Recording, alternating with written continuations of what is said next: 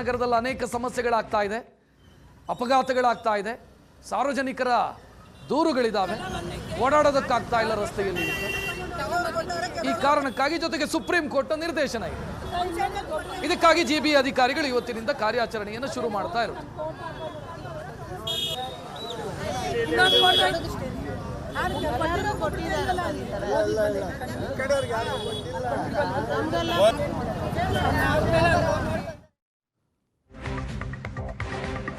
ಇದಕ್ಕೆ ಬೀದಿ ಬದಿ ವ್ಯಾಪಾರಿಗಳಿಂದ ಆಕ್ರೋಶ ವ್ಯಕ್ತವಾಗ್ತಾ ಇದೆ. ನಮಗೆ ಪರ್ಯಾಯ ವ್ಯವಸ್ಥೆ ಕಲ್ಪಿಸಿ ಕೊಡಿ ಅಂತ.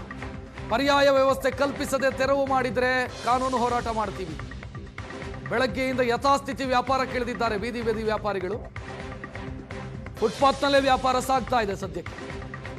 ಅವ್ರು ಹೇಳ್ತಾ ಇರೋದು, ನಮಗೆ ಬೇರೆ ಜಾಗ ನಿಗದಿ ಮಾಡಿಕೊಡಿ, ಆ ನಂತರ ತೆರವು ಮಾಡಿ, ಆಲ್ಟರ್ನೇಟಿವ್ ವ್ಯವಸ್ಥೆ ಮಾಡಿಕೊಡಿ. ಸುವರ್ಣ ನ್ಯೂಸ್ ಜೊತೆಗೆ ಮಾತನಾಡಿದ್ದಾರೆ ಬೀದಿ ಬದಿ ವ್ಯಾಪಾರಸ್ಥರು. ನಾನಿವತ್ತು ಸದ್ಯ ಕುರುಬ್ರಹಳ್ಳಿಯ ಸರ್ಕಲಲ್ಲಿದ್ದೇನೆ.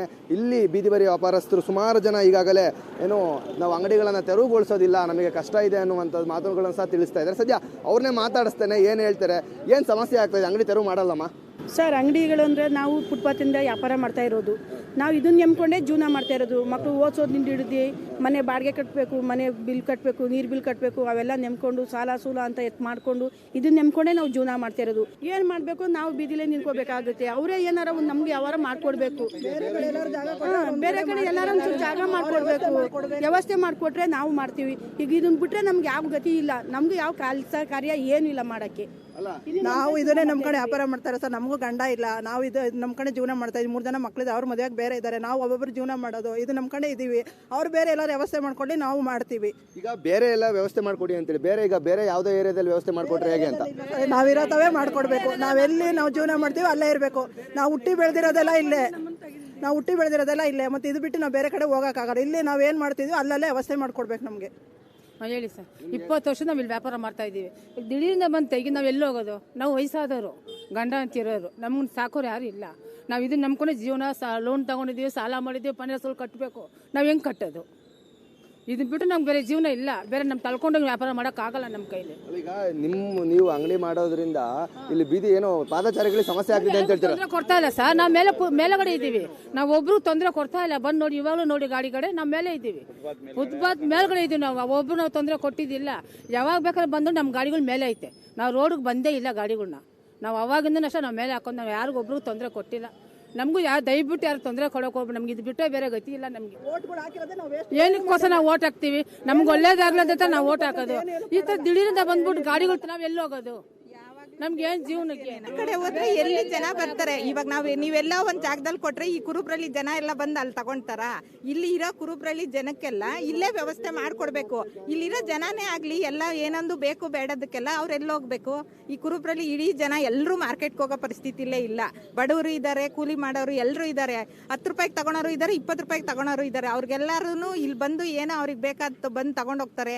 ಅವ್ರು ಬಂದು ತಗೊಂಡೋಗೋದ್ರಿಂದನೇ ನಮಗೂ 2 ರೂಪಾಯಿ ವ್ಯಾಪಾರ ಆಗುತ್ತೆ, ನಮ್ಮ ಜೀವನನೂ ನಡೆಯುತ್ತೆ. ಏನೋ ಇದು ದಿನ ವ್ಯಾಪಾರ ಆಗೋದ್ರಲ್ಲಿ 10 ರೂಪಾಯಿ ಜೀವನ ಮಾಡ್ಕೊಂಡು 10 ರೂಪಾಯಿ ಬಂಡವಾಳ ಹಾಕೊಂಡು ವ್ಯಾಪಾರ ಮಾಡ್ತಾ ಇದೀವಿ. ಅಂಥದ್ರಲ್ಲಿ ನೀವು ಏಕಾಏಕಿ ಬಂದು ತೆಗಿರಿ ಅಂದ್ರೆ ನಾವು ಎಲ್ಲಿ ಹೋಗೋದು? ನಮ್ಮ ಹೊಟ್ಟೆಪಾಡು ಏನು ಮಾಡೋದು? ಇವಾಗ ರೋಡ್ ಅಗಲ ಇದೆ, ನಾವು ಸೈಡ್ಗೆ ಹಾಕೊಂಡೇನಂದ್ರೆ ಸೈಡ್ಗೆ ಹಾಕೊಳ್ತೀವಿ. ಅದನ್ನ ಬಿಟ್ಬಿಟ್ಟು ಎತ್ಬಿಡಿ ಅಂದರೆ ಎಲ್ಲಿ ಎಲ್ಲಿ ತಲೆ ಮೇಲೆ ಹಾಕೊಳಕ್ಕಾಗತ್ತೆ? ಹೇಳಿ, ಏನೋ ಹೆಂಗ್ ಜೀವನ ಮಾಡೋಕ್ಕಾಗತ್ತೆ? ನಾವು ಫೈನಾನ್ಸ್ ತೊಗೊಂಡಿದ್ದೀವಿ, ನಮಗೆ ತಿರುಗಾಡೋ ಕಾಲಲ್ಲಿ ಗಾಡಿ ಮಾಡಿಕೊಂಡು ಈಶನ್ ನಿಂತಿರ್ತೀವಿ, ವ್ಯಾಪಾರ ಮಾಡ್ತಾ ಇದ್ದೀವಿ. ನಾವು ಅದನ್ನು ಈ ಫೈನಾನ್ಸ್ ಕಟ್ಟಬೇಕು. ಬರೋದು ಒಂದು 200 ರೂಪಾಯಿ 300 ರೂಪಾಯಿ ಬರುತ್ತೆ. 100 ರೂಪಾಯಿ ಊಟಕ್ಕೆ ಆಗುತ್ತೆ, 100 ರೂಪಾಯಿ ಫೈನಾನ್ಸ್ ಕಟ್ತೀವಿ. ಆಸ್ಪತ್ರೆಗೆ ಅದಕ್ಕೆ ಮಾತ್ರೆ ತಗೊಂಡಿರ್ತೀವಿ. ಅದಕ್ಕೆ ನಾವು ವ್ಯಾಪಾರ ಮಾಡಲ್ಲ, ಎತ್ತಿ ಅಂದ್ರೆ ಬೇ ಮಾಡೋದು.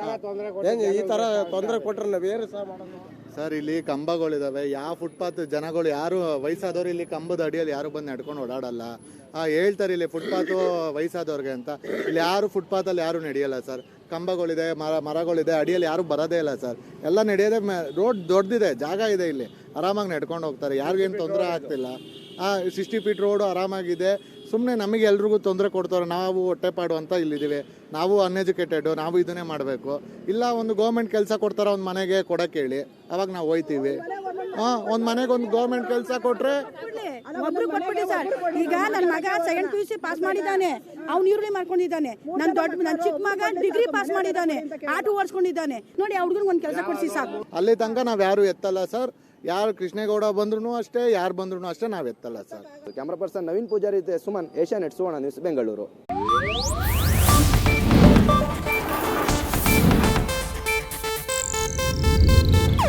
ಇದು ಏಷ್ಯಾನೆಟ್ ನ್ಯೂಸ್ ನೆಟ್ವರ್ಕ್ ಪ್ರಸ್ತುತಿ.